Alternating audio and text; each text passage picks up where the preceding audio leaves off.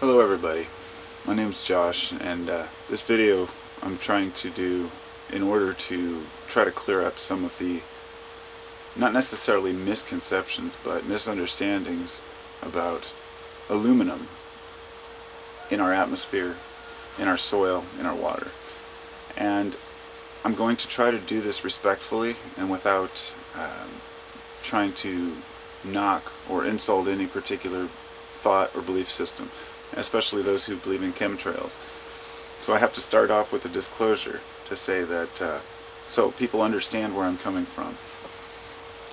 I was a firm chemtrail believer from about 2009 to 2010, I think. I was really interested in why these trails were enduring. I started hearing stories about it. I read all the websites, I watched all the videos, I looked up all the government patents on weather modification programs, so I'm very well versed in these things.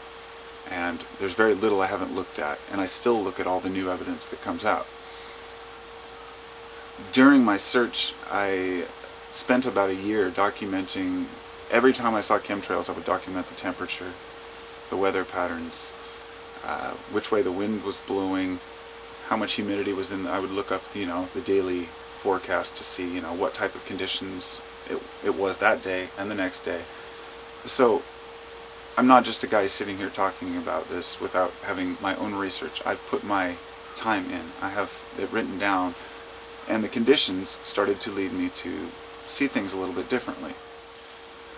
So I want to try to explain what I mean by seeing things differently. I started hearing that these trails endure because they are chemical and not moisture related. Now here's the major point. Chemical, but not moisture. So in the case of where I live, whenever these people would talk about them turning their sprayers on and off, so I would watch these closely. So I filmed the trails one day and I watched them as the planes all flew over and left solid white trails, and then parts of all the trails began to dissolve. And then I noticed that sometimes the planes would fly over already existing moisture patches on an already cloudy day, and then only leave trails in those clouds, and they would remain until they were gone out of the sky. All I could do was go with my gut feeling as well as my research and my intuition to say that just because a trail endures does not mean it's a chemtrail. Now, as far as the reasoning why I think that they do persist, I did some research into greenhouse effect. I wanted to see how our collapsing atmosphere would affect weather patterns, and sure enough I found this document about how greenhouse effect creates differences in the troposphere, in the upper and lower troposphere, and the moisture content in the atmosphere as the atmosphere collapses, which is a combined greenhouse effect with low solar activity, causes moisture to sit in different pockets. And people say, well, I've never seen these before when I was a kid. Well, no, of course not, because it was different weather, different earth. In other words, you can't just say because we see something it must be this. So, but I'm not denying that chemtrails exist and that they're being used for weather modification, for communications. So where they're spraying them remains to be seen. I know some people down in south, like some people in Colorado and Texas, some of those look pretty convincing. They very well could be laying out a grid for communications in a lot of these places, or for other purposes. I'm not denying that. I just want people not to always fear every single trail in the sky as being a chemtrail. So here's the thing. I wanted to get into this aluminum conversation because aluminum is a major component of this discussion.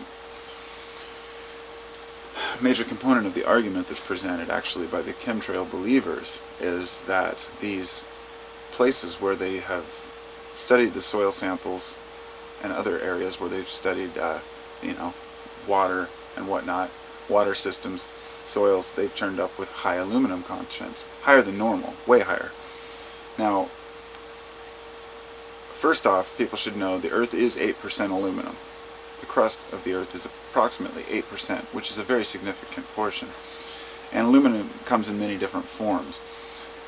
And in its natural state, it takes many forms. Now, if more organic matter is in the water, more aluminum will attach to that and create these byproducts. Now, I don't know all the scientific details or all the names, but the way that aluminum acts is consistent with water temperature, with organics in the water and whatnot. On top of this, I think people should know that, and this is what inspired me to do this video, something I wasn't aware of yesterday that I am today is that most municipal water systems put aluminum in their drinking water. And I've never heard this argument presented. I've never heard anyone mention it. Everyone's always talking about fluoride in the drinking water. Then I went and did some further research and came to find out that fluoride and aluminum compete for absorption in the body. So it's kind of a one or the other thing. If you're drinking water with aluminum and fluoride, they're going to try to fight each other out. It contains both. And if the drinking water contains fluoride, you can be assured that every single yard, every single street, every single sewage system is loaded with it. As to how the body absorbs it, that depends on the individual. Some people have certain conditions, and it can cause neurological disorders, and there's no denying that it's a major problem. It's in soda cans. People don't realize some people who are super sensitive to it can get sick off of drinking one soda a day. Scary. So before I get too much further, you may or may not be asking yourself, so what's your point? And I do have a point. I don't bring these things up or have expressed concern for generally these things because people are screaming chemtrails and they have absolutely no recourse or anything to do about it. And we assume that every single airliner, every single person is involved in this giant conspiracy to spray the public, when in reality, my belief is that well over 90% of the flights are just normal flights with a higher condensation level because of the atmosphere. But a percentage of them really are doing that type of work. The question is whether or not those planes that are doing that are affecting us more than our own diets and the way that we eat. Now remember, all the food that we eat is processed with tap water. Everything that we eat and drink is made with tap water. Aluminum concentrates are added to tap water in order to, it's a clarifying agent for municipal water supplies. And generally less than 1% of aluminum in the body actually makes it into the bloodstream. Very little of it is excreted through urine, most of it is through feces. So generally they say that toxicity levels are generally pretty high for the average person, but some people are very susceptible, and it can cause all types of cellular damage on a fiber level. Like many of these conditions very well may be caused by aluminum exposure. So people are instantly linking everything to chemtrails. So what is my point? My point is that instead of pointing to the sky and screaming at the airliners, we should look right in our backyards and see where we're really poisoning ourselves. And I feel like sometimes we don't want to take accountability, like we want to blame others for us being sick. But the reality is, if we're adding this stuff to our municipal water supply, then it's everywhere around us. And it's in all our foods. I'm going to read this little part. I was actually reading this page from the health paper here, and it was saying estimated total exposure. Aluminum intake from foods, particularly those containing aluminum compounds used as food additives, represents the major route of aluminum exposure for the general public, excluding persons who regularly ingest aluminum-containing antacids and buffered analgesics, for whom intakes may be as high as 5 grams a day. That's very significant, and I think that we might overlook medications as being a major contributor to these things. Aluminum is used in all kinds of stuff, and I haven't even mentioned industry and how it's picked up. The aircraft industry, the aluminum is already in the sky, it's everywhere. Space junk falling out, vaporizing, chunks of aluminum, as a byproduct, being vaporized into the atmosphere all the time and landing back on the soil. And if these aerosols are being sprayed, then they're encircling the entirety of the globe at that altitude. So there's really no localized fallout from these chemtrails. People think that they walk outside and they're going to get sick. It doesn't work that way. I've seen people seeing chemtrails above them and claiming to see nanofibers in front of them, and the reality is that they're so high up there at 30,000 feet, they're going to blow well over into the distance before it sinks to the ground.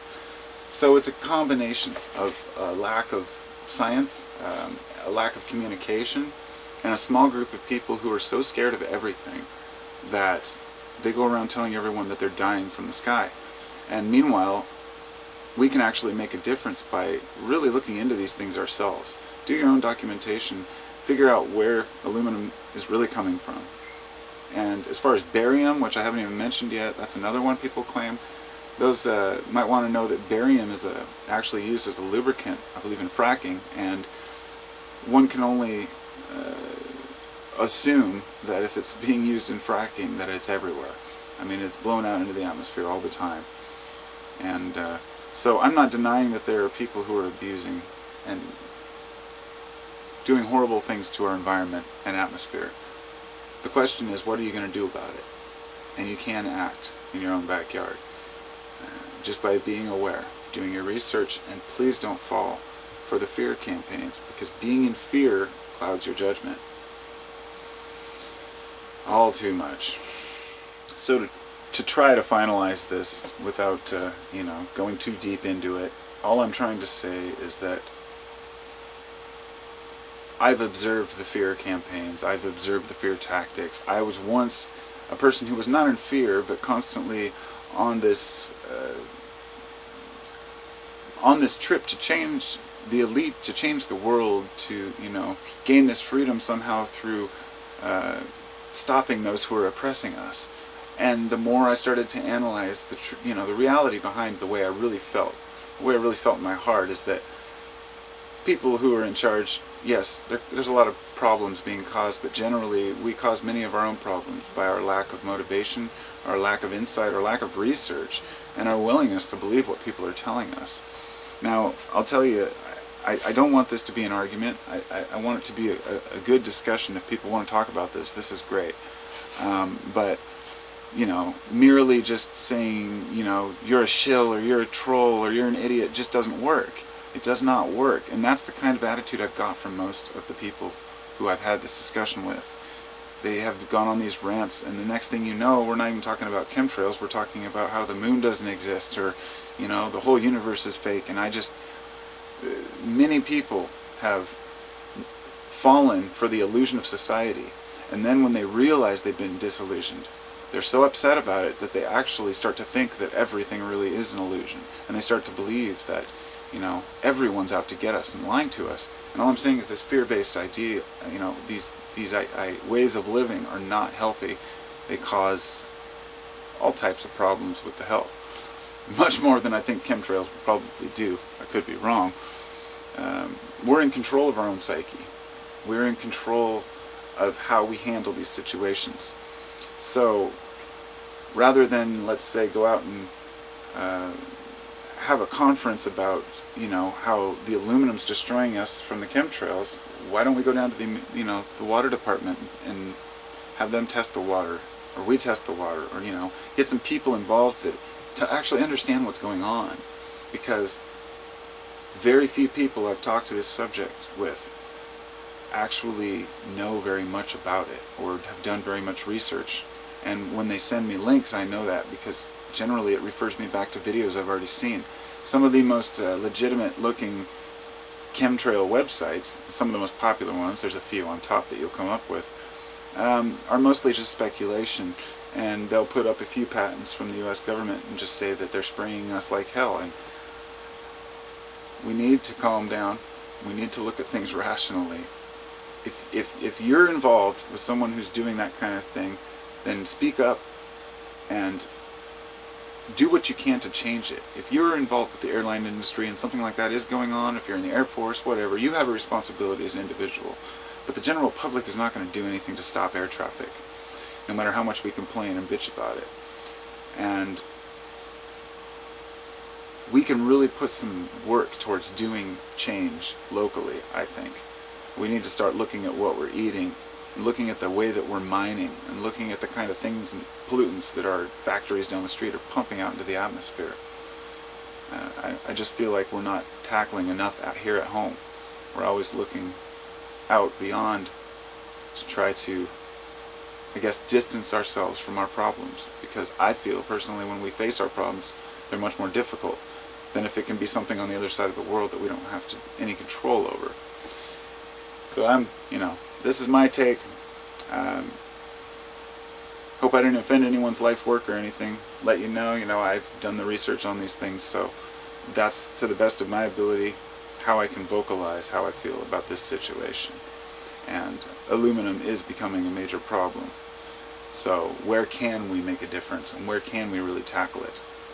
You know, we got to change our ways, people. We got to stop pointing the finger, and we got to start changing our ways, myself included. So take care, everybody. I'm out.